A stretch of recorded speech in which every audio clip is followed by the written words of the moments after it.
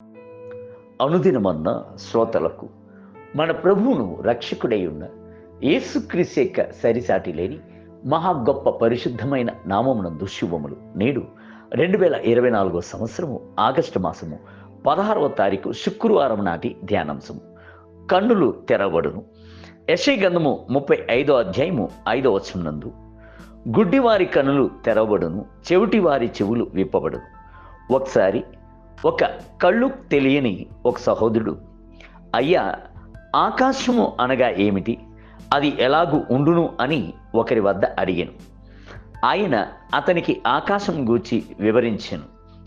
అది నీలిరంగు గలది అని చెప్పిన వెంటనే అతడు, అయ్యా, నీలిరంగు ఎట్లుండును అని వెంటనే ప్రశ్నించాను.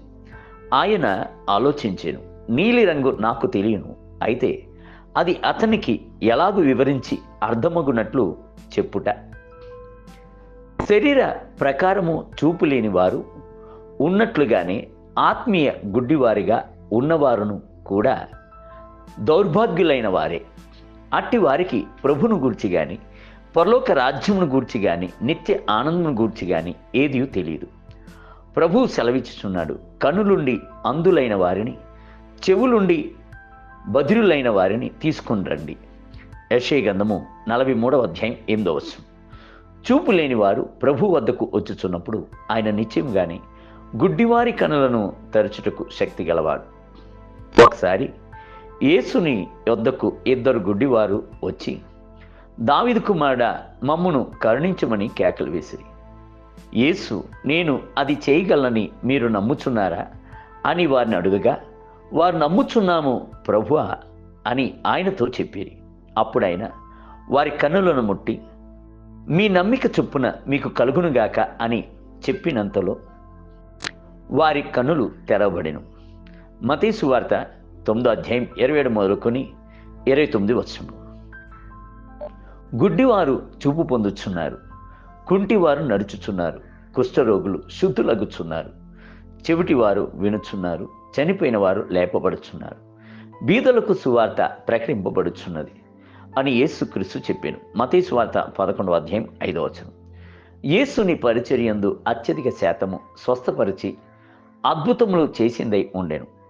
అందులోనూ గుడ్డివారిని చూసినప్పుడు ప్రభు కనికరించి వారి అందరికీ చూపుని ఇచ్చి ఆశీర్వదించెను.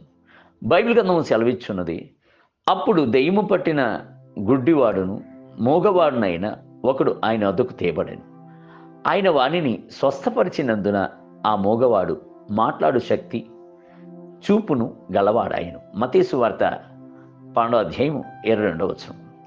ఒకసారి ఒక సహోదరి ఇలాగన సాక్ష్యం చెప్పాను, నా యొక్క కన్నులు ఎందుకో ఆకస్మికముగా మందగించుచూ వచ్చాను. బైబిల్ గ్రంథము చదవలేకపోయాను, ఏ ఒక్కరిని గుర్తించలేకపోయాను. ఎంతోమంది సేవకుల వద్ద ప్రార్థించమని విన్నవించుకున్నాను.